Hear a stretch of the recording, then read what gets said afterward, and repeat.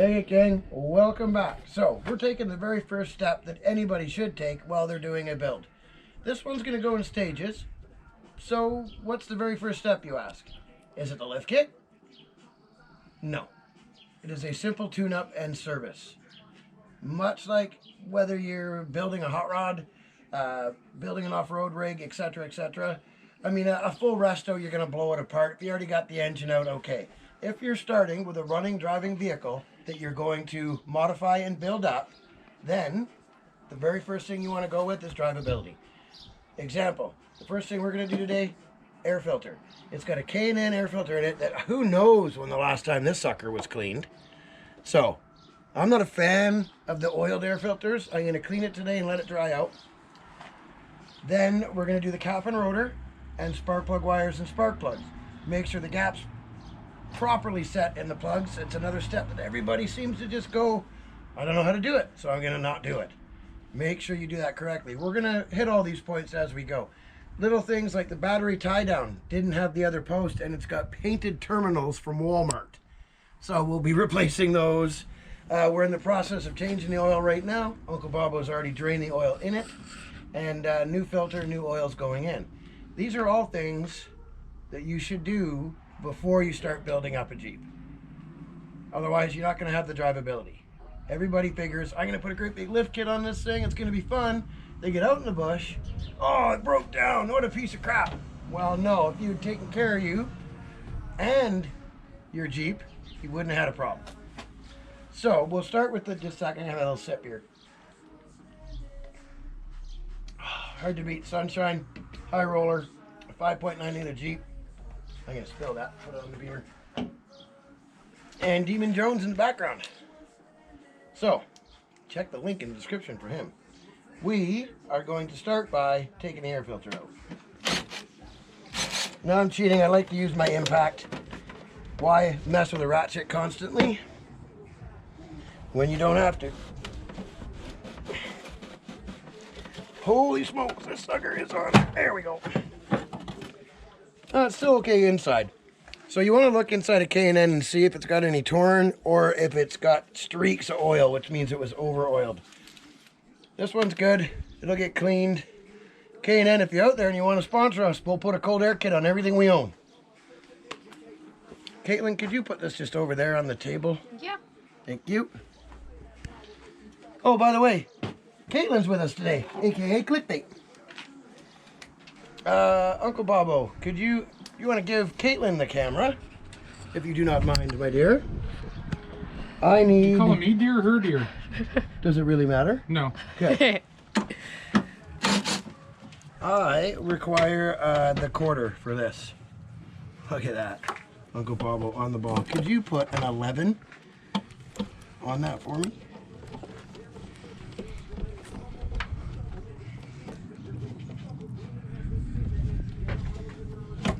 Vent off, out of the way.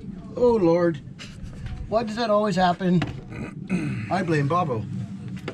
I'll find the magnet and find it later. Yeah, I'm not worried about it.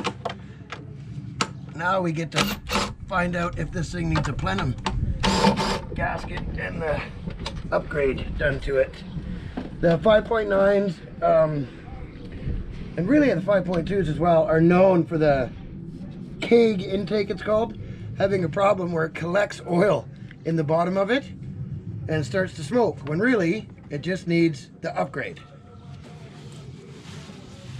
I'm just trying to do it without flopping the washers off.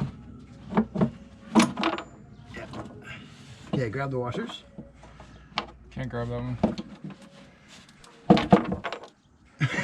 Nice shot. That, eh? Okay, I gotta loosen that up a bit more. What are the odds in that happening? Where'd that one go? I'm not sure. It would appear, gang, that it caught something down here. This is where most YouTube guys would edit that out and act like, no, I did it. I think it's down in the bumper somewhere. Do we have another 8 in one of the other things? We'll just get this off for now. There should be another 8 somewhere, and then we'll find it. It's down here. No, that was... This is it. This is an 8. Here. Don't lose it. All right, I'm going hunting. All right, so we got that. Do you want me to drop something else down there so you can see? God, no. Where's this? This is fun to do. Good neighbor. That'd be an American one, wouldn't it? Yep. Yeah. There we go. And then cold air spacers. Don't drop those down the throttle body. Now, we want to take a look down here and find out. Bobbo, can you go over there and run it back to full throttle? Yeah. All the way. Nice. So it's a bit carboned up from not being driven hard enough, but there is no big puddle of oil right there. That is a good sign. Sweet. Is that the... Wait a minute. That's the bigger throttle body. Somebody... So you can get a throttle body, I think, I have to double check it. It's a factory Chrysler one, but they make it bigger so it'll move more air. I think we might be lucky and have that one right there. So, here's one of the things I'm not a fan of on the 5.9, gang. Camera, please, my dear. The cap and rotor are back there. Not a fun thing to get at. Doable, not fun. And really, there's nothing else to take out to get out of the way. So normally, you do the spark plug wires one at a time to make sure you don't get the firing order incorrect when you go to start the Jeep. What's the firing order? Well, it's where the cylinders fire. You know what? I'll show you over there. It's easier. We got a cap and rotor, and we got a service manual. Okay, so right back there, where I was pointing with the camera, this is where this is sitting. Okay. Okay. Each one of those clips onto the top of this, and then runs down to the cylinders. Inside each cylinder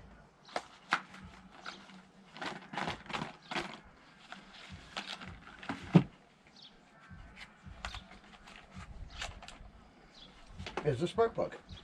Okay, so as this rotates inside this rotor, okay, this is attached to the distributor, which runs off a gear inside the engine. It'll rotate and send an electrical spark out in a certain order to the spark plug, which is in the cylinder. So, Okay. if you look here, it's got a demonstration of what the firing order is. Here's the front of the engine, okay, and this distributor spins clockwise. Okay, so there's your number 1, number 2, number 3, number 4, number 5, number 6, number 7, number 8. So the cylinders are numbered. Okay, you're facing the engine. We're facing the front of the Jeep. There's the engine. There's there's the distributor. 1, 8, 4, 3. So you find number 1. This may even have a number 1 on the cap. Sometimes they do, sometimes they don't. Yep, it does. See? Number 1. Oh, yeah, okay. Right? So, this is going to mount right like that. See? It's easier to picture now. That's number 1. As it rotates, 1, 8. Well, that might be number 1. Once I get it in there, I'll be able to tell. 1, 8, 4, 3, 6, 5, 7, 2. Okay. And then you can follow the wires. Now, on a lot of vehicles, this one is no choice. In order to get the cap off, the plug wires have to come off. On like the old ones or Betsy the big block, you can just take the cap off, change it, put the new cap on, and then go 1 for 1. So there's no way to mess it up. You're doing 1 wire at a time. Okay. Here, they all have to come off. So they're all just going to be hanging open. To put the new ones on and get them in the right order, you either need to know it or have a service manual. Okay. Now, you can pick up a Haynes manual. I'm not a fan. I like real service manuals. Being a Chrysler Master Tech, I have pretty much all the Chrysler ones I need, including little inserts and stuff that came with them over the years. Put that there so it doesn't blow away. That is the firing order, my dear. Perfect. That's how it works. And this is for the 5.9 in the Jeep. Over the years, sometimes firing orders change. A Buick V6 is an odd fire engine. It runs backwards in this. Most engines are clockwise. A Buick odd fire goes the other way. Yeah. Oh, weird. You don't even know what I'm saying anymore. But now you know what a firing order But now is. I know. Yeah, now you understand the gist of what a firing order is, Yes. right? All right, gang. So we're going to get at doing that. We'll be back with you when we go to gap the first spark plug and after the new cap and rotor's installed, because honestly, Uncle Bobo's going to be laying over the front of this thing, and all you're going to see, I'll show you. Hang on. Turn around, Uncle Bobo. Yeah, well, that's not a bad view, but I won't go lower.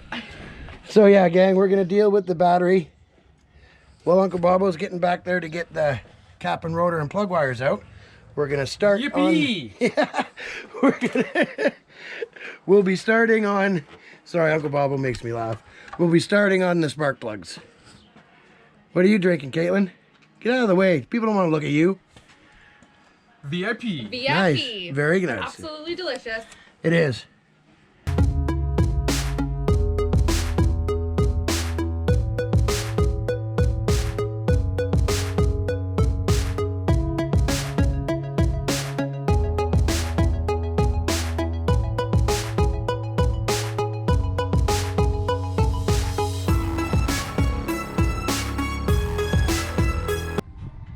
All right, gang, so we are to the point. Here's Uncle Bobo over here. He is removing the old spark plugs. And skin for my hand. Yeah, so we've inspected them. They're actually not too bad. You can tell a lot about your engine by looking at your plug. What you want is a nice brown hue on it. These are old and worn, but it's not bright white, so it's not running hot. It's not covered in oil, so we don't have a bad piston ring, etc., etc. The one thing that is wrong with these spark plugs, they are not gapped properly. The gap on them, half of them don't match. This one's like nowhere near. So the gap is supposed to be at, says it right here on the front of your Jeep, 1.02 millimeters.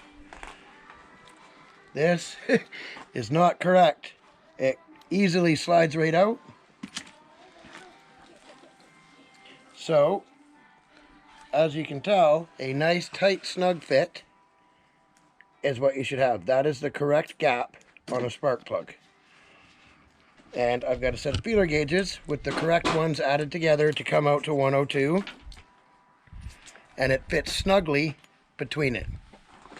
So as we go along and add each one in, we gap them.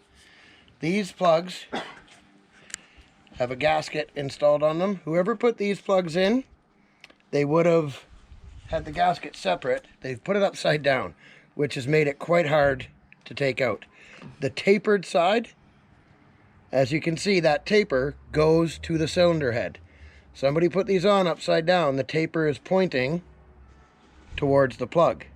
That is why it's seated so hard the taper wouldn't spin in there, because it's on upside down. So now we are going to get to installing the plugs and then the wires, and we'll show you how to set the firing order. You got a ratchet there, Uncle Bobo? Yep. Alrighty. So the way I like to do it, gang, is I'll place it in like this so it's got, I don't mess up the gap. And then slide it carefully into the hole, trying to keep it even. And always, let's give Uncle Bobo the camera here. Always start a spark plug by hand. In Mopar small blocks, use a gasket style spark plug. The taper, again, the taper must face the cylinder head. Otherwise you risk it not sealing and you risk not being able to get it out. These ones were a battle. We didn't bother recording it because it was a long time. But Uncle Bobo's hands can attest for how hard it was to get these out. And you want to get the plug in as far as you can, excuse me, as far as you can by hand. Okay. So, brand new plugs with a gasket. Oh, we need to oil this. It works. Oh yeah, I know. It's just we use our tools, they get worn. So it'll seem really easy. Take your time putting it in. See, now it seems really easy. Then all of a sudden you're like, oh, wait a minute, it's tight. Okay, so you'll snug it up. Then a quarter turn. That's all you need. Yeah, that's it. A quarter turn, that's why that gasket is there. You do not need to reef your spark plugs in. One, you can strip them. Two, it'll be impossible to get them out in the end. There we go. There's number one installed. Let's gap and do number two while we got you on the camera here.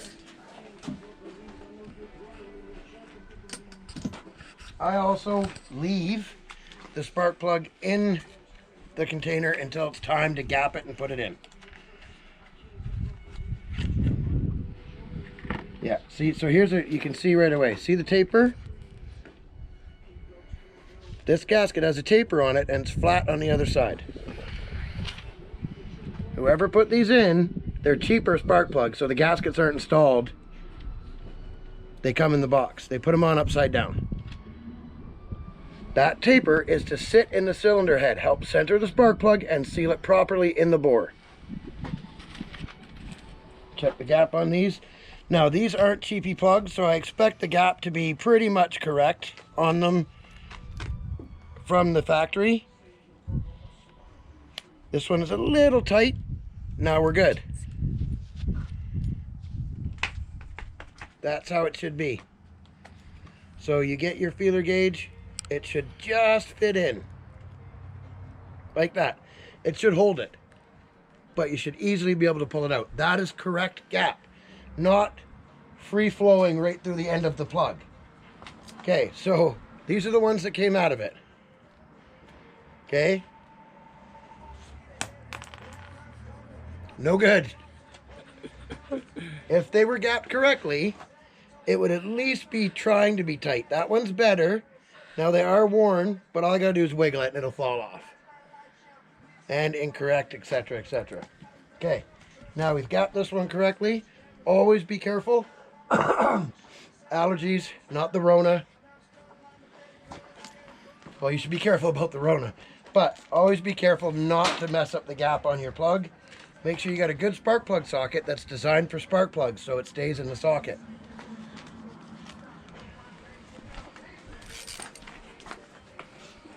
And it's always a good idea to have some Demon Jones playing in the background. Check the description for a link to Demon's music. The man is an incredible artist that does not get enough credit.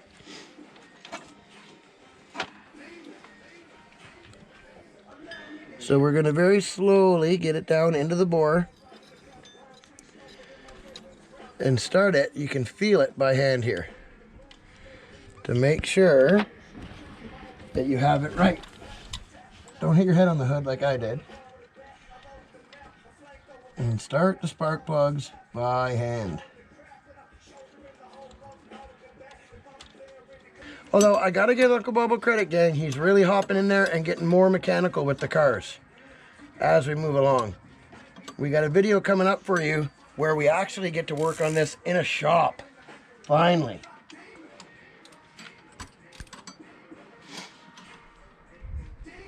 So you can see what I'm doing here. Okay, so now it's snug.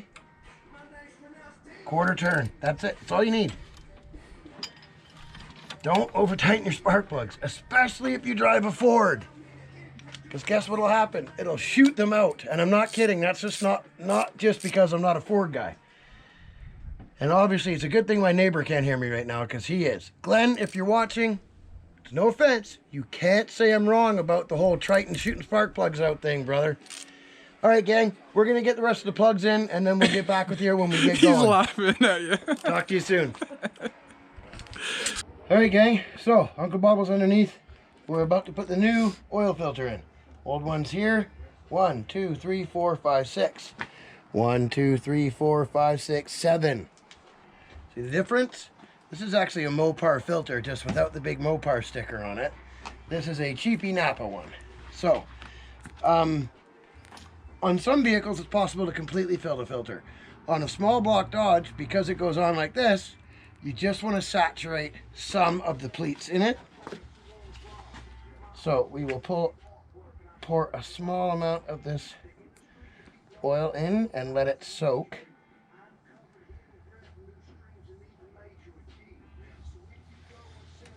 We don't want to put too much in, because if we do, guess what? It's just going to spill everywhere. So one of the other purposes to this is you always want to put a thin film of new oil. I think it was that weirdo Scotty Kilmer guy that was like, you can use any kind of old oil. No, you can't. 90% of what that guy spouts, by the way, don't listen to him. Please. So infuriating. Anyways, just a simple tip. When you reinstall your oil filter after an oil change, a lot of the times Jiffy Lube places don't do this too. Unless you know you're getting quality service, don't take your car to a Jiffy Lube. Learn how to do your oil yourself, or go to a dealership that you can trust. Find a reputable company or mechanic that will help you do your oil change, or learn how to do it yourself. It's not that hard. Thanks, gang. I'm going to give this to Uncle Bubble. We'll be back with you soon.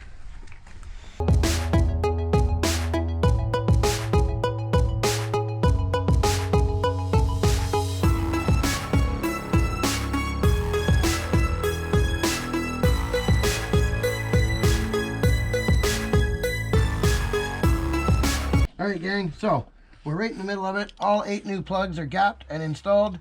We're throwing a new cap on now. The rotor's installed. It's really hard to get a shot of it.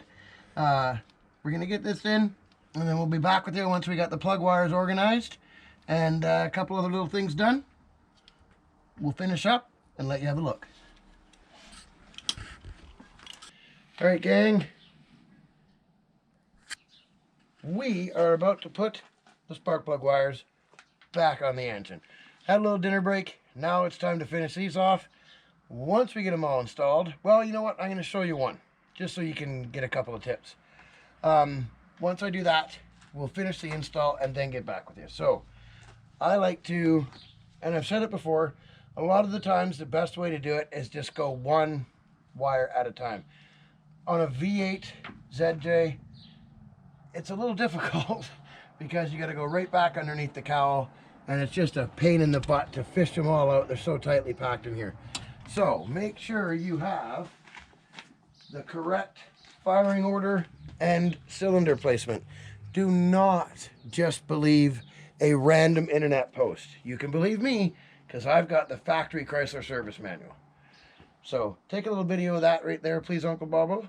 So if you guys are looking for the firing order on a V8 ZJ with a 5.9, there it is. Pause the video.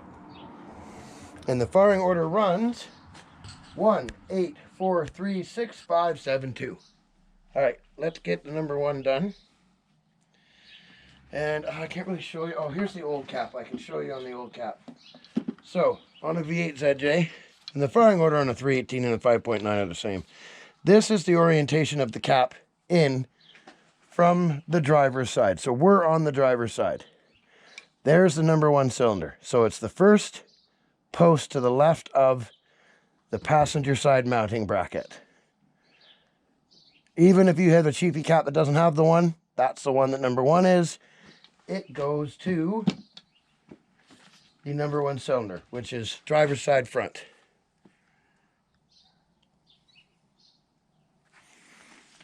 Now, when you're installing plug wires, on the spark plug end, you get either a thing of dielectric grease with it, or you can use a little teeny bit of petroleum jelly. And you just want to wipe it around in the very end of the spark plug boot. Now, it'll make a solid connection in there, so you don't got to worry about electricity not conducting. It is a solid connection. So we will come over here to the number 1 cylinder, and if you look on here on the 5.9 and 318, there's little notches, ribs in here.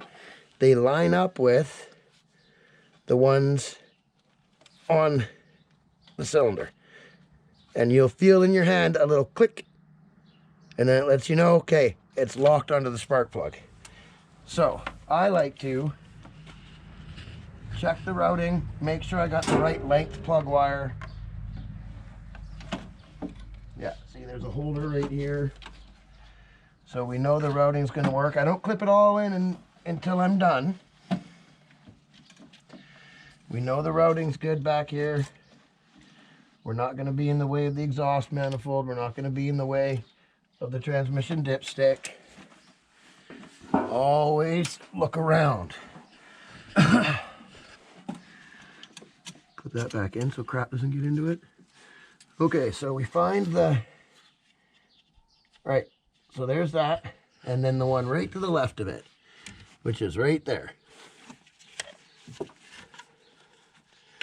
And it's a tight fit on these caps. They got to go in between. So then we double check. Okay, there's the screw. First one to the left, going to number 1. And then we will run this accordingly through all the clips once these 4 are in this side. All right, gang, we're not going to bore you with all the install. We'll be back with you once we get them done.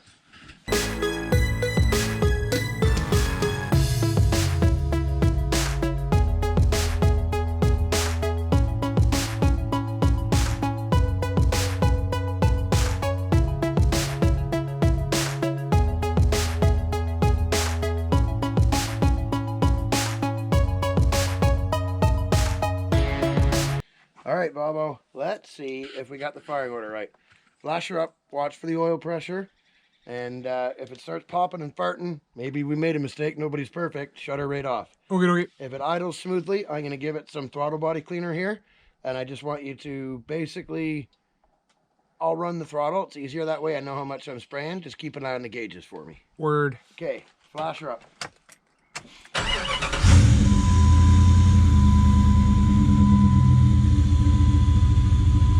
Oil pressure good? Oil pressure good. What are we looking at here? We got 3 and a bit bar, so that would be 50 pounds. That's the vehicle info center saying I've got the rear hatch open, it's charging, it's cold. 3/4 of a tank of fuel. Okay, so I'm gonna give it a little bit of squirt down the throttle body to clean some of the carbon out. I'll run the throttle, and you watch the gauges, guys. I'll be right back. And it turns out, hey, guess what? I got the firing order right.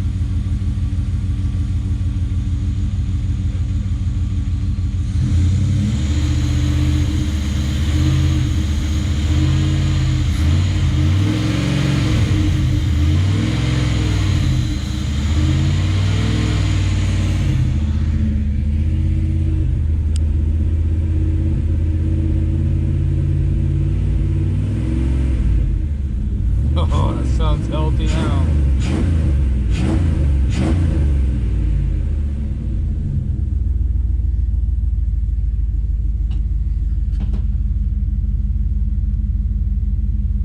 Gauge is all still good? Everything's still good in there, gauge-wise? Yep. Okay, we're burning a little bit of oil off the exhaust pipe from where you had your hand, but yeah, it's got better oil pressure now than it did, see? Yep. So gang, take a look at the gauges here. This is what your small block V8 should idle at. She's just coming off the peg for temperature. Charging. So when we got this thing, it barely ran, guys. I tinkered with it to get it to run enough to drive it a little bit.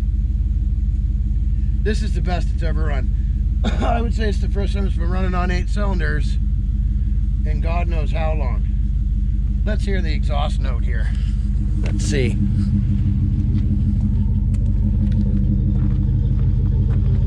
Give her a little blurt, Bobo.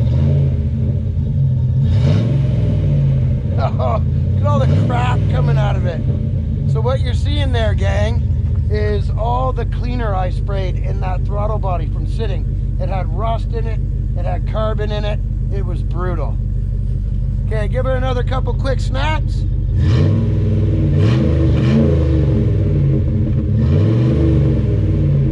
Yep. So there we we go, cleaning all the crap out of it. Oh, and it's running so smooth. There you go, cameraman. Shut her off and keep her running. Yeah, shut her down. We'll let the oil burn off that downpipe. We'll reinstall the cold air kit and take it for a test drive. All right, gang, welcome back to the test drive. Holy crap, is this thing ever running better? It is like night and day, hey, Bobo? Running on all 8s instead of 7. Yeah, and just smooth and just so much, like barely get on the throttle and it's just got so much jam. She is just purring like a kitten. Yeah, now the next step, lift and shocks. Yep, we're off to the shop tomorrow to get that done. You won't see that for a bit, but stay tuned for it. So smooth. Little brap, brap, Yep. brap. Bap, bap, bap, bap, bap, bap, bap. You gotta be careful, I don't want to get in trouble. I'm not gonna break the speed limit. I don't mind cracking it a little bit up to the speed limit. But what'd you say, story, Bobo? Nice for him. Oh yeah. So I gotta turn down the struggle.